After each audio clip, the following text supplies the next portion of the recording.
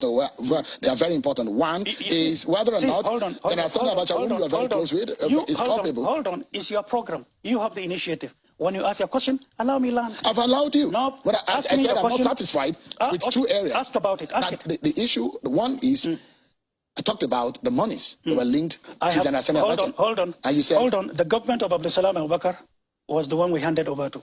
I was the one that did the handing over. Every single tiny little thing, including the hooving of the room of the president, to show being detailed. That's how I handed it over. 1, to the office of the CSO. 2nd, to the president, to the head of state then that came. 3rd, you remember there was nobody in the office of General Dia. So all the contents that were left, that General Dia was the vice president. We handed it over to the vice president, all around me. You remember there were detainees also at that time. I had to protect. And so in the course of doing all this, it took me almost 2 months plus to get all things done and handed over. And I did. And I tell you this, that's why I always hit my chest. The government of Abdulsalam Abubakar, the government of President Obasanjo, did not only investigate me at home. They now consulted foreign companies. They came to meet me in prison. And some of them I know are security agents from some bigger financial crime detection teams. Took my fingerprints, my eyes, went around the whole world, including Nigeria. They found the accounts that they were paying me salary in. And nothing else. I'm transparent. I challenge the world. I challenge the governments. They establish panels, and I ask the panel, if you have ever entrusted me with an assignment that I took 1 naira, 1 kobo out of it, I'm ready to accept being guilty as happens stolen the entire resources of Nigeria till this moment, because there is none. I'm not that type of person. Hold on, I'm not that type of person. If you're accusing General Abacha of money, that's another thing. And I told you, I gave you an answer. It's because he's dead to answer for himself. But what I know is there was not a single naira that is government owned that I took or entrusted in my care. Have I answered you? Not quite, but we need to move. No, not quite. No. The reason why I'm saying that your closeness, the reason why I'm asking the question is because of your closeness. And I'm saying this money linked to him, you said, is because he's dead and some of this money, some people are involved. I served him. Hold on. I served him. Every officer, every soldier, take oath of office, oath of commission. Listen carefully. Oath of allegiance. I brought this issue when Oputa panel was established in the year 2000 and 2001. And I talked about loyalty according to the dictates of the book. If it is not 100%, then there is no loyalty. And we did. You know what I did? At anywhere you put me to work, whether it was General Abacha then, whether at the time General Abdulsalam Abubakar came and you now said, this was the role you should play. If they had given it to me, the same service, the same loyalty. President Obasanjo came after him. If you had appointed me to work with General Obasanjo, the same service, the same commitment, or much more. Anywhere you are taken to, the moment your loyalty becomes a bit shaky, then it's a compromised loyalty. Loyalty to the commander-in-chief is loyalty to the country. And today I can tell you that aspect of loyalty is one of the fundamental issues facing Nigeria, and extremely disturbing it is. All right. Yeah. I have a quick one because we are 1 minute or thereabouts to break. Right. You're someone who has been charged with all sorts of offenses, so from drug trafficking to plot to overthrow government to murder and all sorts of things.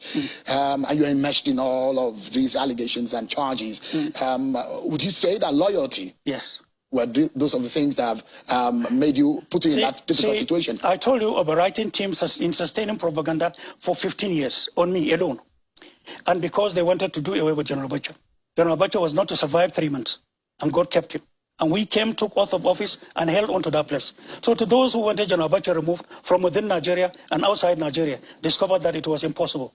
It was only possible if we are dead. And as soldiers, you behave like a soldier. And I don't hide my feelings. I don't hide my professional standing. If you give me the responsibility to guard this place today, nothing happens here. If it happens, remember we are dead. And that's what I exhibited. And that is what is expected. Yeah. A soldier that comes to be a compromised person is not ambassador of his family, is not ambassador of his profession, and cannot be trusted. And it's a shame to have such people who play with loyalty. I'm not that type of person. I take oath, I stand by the oath. All right. You were trained as an intelligence officer, right? Intelligence officer, yeah. That's what you're trained in. Now, and you have said that there's some Nigerians who are like termites eating this nation. Yes, who are these people, and what do you mean? It's a topic for another day. I said so from facts given to me and known to me from the services we rendered. And you know, I've been in this service for a very long time. Who are these people? And out of commitment and concern and care for the welfare of this country, I made this pronouncement. And who are these people? No, this is not the forum. Are they highly placed people? Not people from across Nigeria.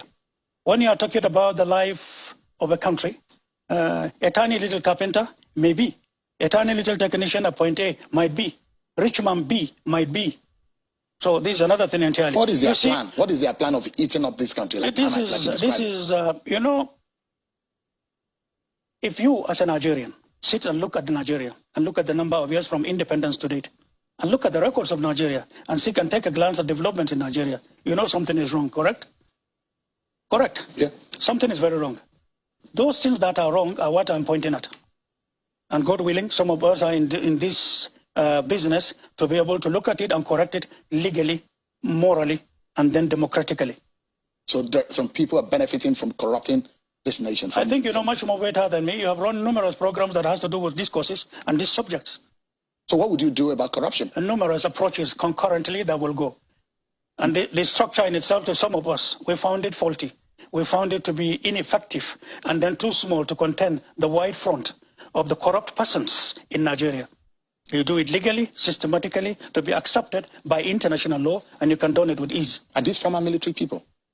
Numerous, who are corrupt persons?